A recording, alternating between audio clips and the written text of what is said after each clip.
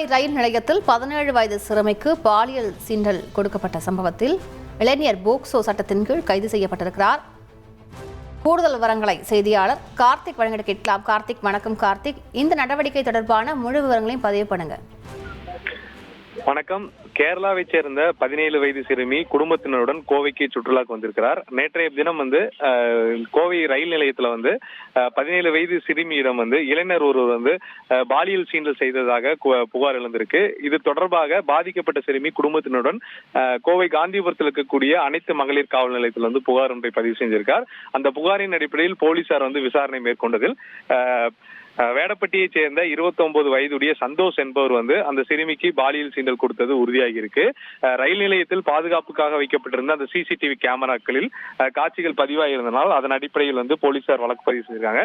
POCSO சட்டத்தின் கீழ் கைது செய்து தற்போது அவர் கோவை மத்திய சிறையில் அடைக்கப்பட்டிருப்பார் என்பது மிக முக்கியமாக பார்க்கப்படுகிறது.